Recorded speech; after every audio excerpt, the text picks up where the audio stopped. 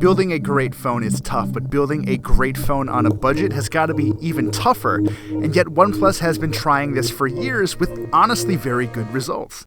Now they've unleashed this, the new OnePlus 5, and it's taking aim at this year's current crop of excellent flagship Android smartphones. So, how does this next generation flagship killer stack up?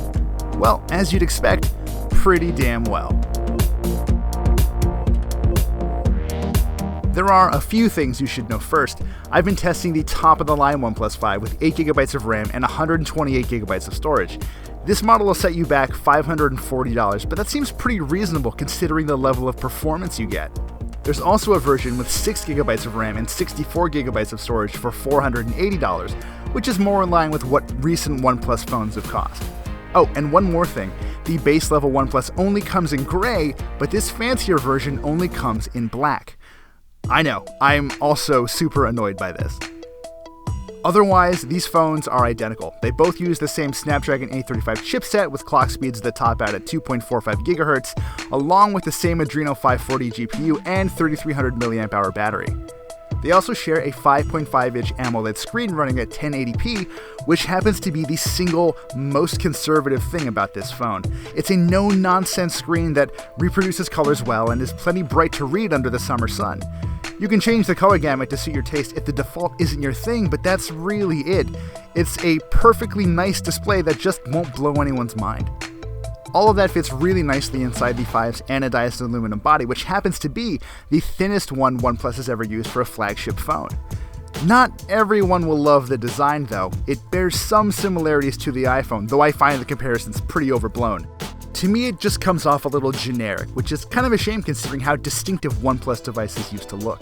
That said, the fit and finish are impressive. This is an incredibly well-built device, and the gentle curve of the back makes it really comfortable to hold for long periods of time. As far as software is concerned, things haven't changed much since the days of the 3T. If you haven't used Oxygen before, it's best to think of it as stock Android Plus. It's based on Android 7.1.1 Nougat and basically adds some neat customization options. All of the usual tricks are back, like being able to fire up apps by drawing symbols on the screen and swiping into a shelf to quickly check the weather and leave yourself memos. There are some new touches though.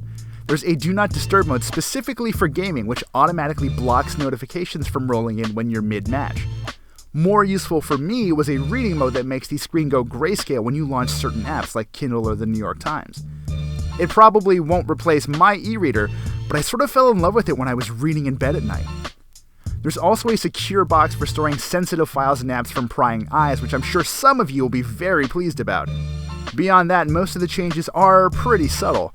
You can customize how the phone vibrates more specifically now, and the included night mode can be set to activate by itself. Strange thing is, my phone was supposed to come with Google Assistant on board, but it didn't. OnePlus says this was a mistake, and I was eventually able to confirm that Assistant works just fine on the OnePlus 5. Hopefully, this is not something you have to worry about. And then there's the camera, or cameras, I should say. This is the first OnePlus phone to use a dual camera setup, and it's actually very good.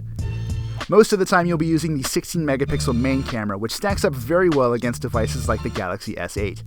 Photos taken with the OnePlus 5 are generally a little darker than S8 shots, but often pick up little details that Samsung's generally excellent sensor tends to miss. Otherwise, this main sensor focuses incredibly quickly and works decently well in low light. Photos taken in dim conditions were actually brighter than I expected, but exhibited soft edges and some indistinct textures. Having another separate 20-megapixel telephoto camera to switch into is very helpful, and it's kind of surprising and nice to see OnePlus use a higher resolution sensor for this zoom camera. Color saturation and detail are very nice here as well, to the point where I sometimes preferred shooting in 2x mode. Both of these cameras are used for the depth effect mode, which adds a bunch of bokeh behind your subject. It can be a little finicky sometimes because it requires a decent amount of light to work well, but I ultimately found it more flexible than the iPhone 7 Plus because it works nicely on things besides faces. Throw in an excellent pro mode and you've got what feels like the best camera experience OnePlus has ever delivered.